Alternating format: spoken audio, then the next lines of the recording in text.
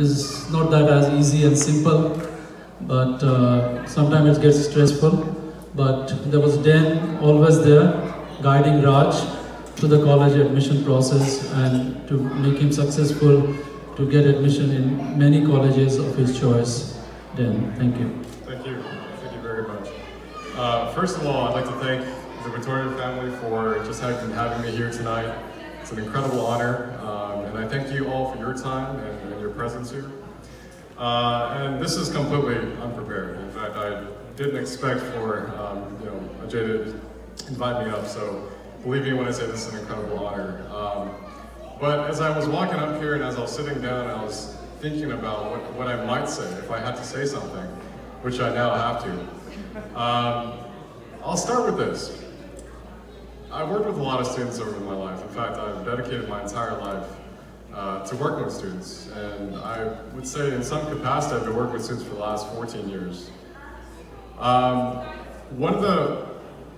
As a college admissions counselor, mentor, whatever you want to call me, I mean, I consider myself first a human being. And for me, the most important thing for any human being to understand is exactly what are your dreams and your greatest aspirations. And it was me and my co-founder, Madhu Narasimhan, who Raj is very familiar with. We spent a lot of long nights together writing essays and doing all this other fun stuff. But the first question we actually asked Raj that stumped him was, we said, Raj, so what are your, look, we get it, you've done all these things on your resume. What are your greatest dreams and aspirations? And Raj looked at us like, I don't know. He said, I don't know.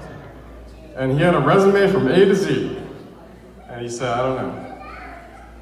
And Madhu and I looked at each other, and we said, that's perfectly okay. That's perfectly okay. Through my work with Raj, what I realized was true was something my former boss at Google told me. His name was Antoine Carrier. He was a French guy, worked at Bain Consulting for too many years.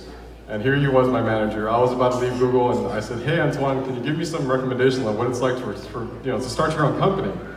And Antoine said, look, Dan, you want to know the truth? I said, sure. He said, okay. He said, you're going to feel so lonely at times. It's going to feel very lonely. He said, here at Google, there are 28,000 employees, there are 29 different cafeterias. You can meet whoever you want. But when you're starting your own thing, you're going to feel like you're the only person there.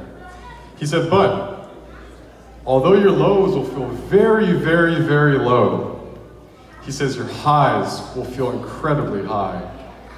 And I share with you this because when I met Raj, I learned what binded him, me, and Madhu through destiny.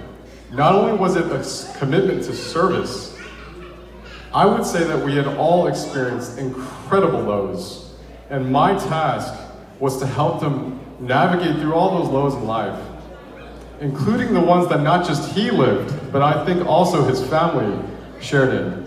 The struggle, personal and family, and a commitment to a better world. And that's what made working with Raj a high. And as I started working more and more with Raj, I realized the answer to the question that I had asked him. I said, Raj, what are your greatest dreams and aspirations? In fact, if I were to ask him right now, he'd probably still tell me he doesn't know. But I will venture a guess. I will venture a guess. And maybe I'll answer it for him to some degree. I ask a lot of students this, and I get the typical responses you can imagine. I want to become an engineer. I want to work for Facebook.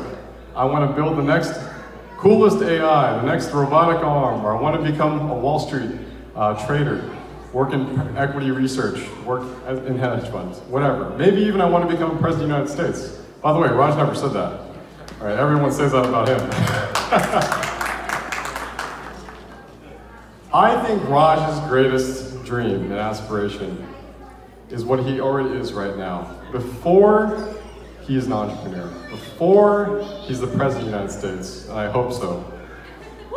Looking at where the direction is. Before anything Raj becomes, I think the first thing that he considers himself is the most important thing, which is a fellow human being. And at his age, first of all, I don't look at any student at how old they are, or what color their skin they are, or what gender they are, whatever that is. The fact that he has already identified himself first as a human being sets him apart from any other student I've ever worked with. And so Raj, I'd like to thank you for the opportunity to have worked with you and have shared in your story of your life, and where that might go, I don't know. But I know forever you will always be a human being, and so I hope you stay that way, and I know you will. Thank you.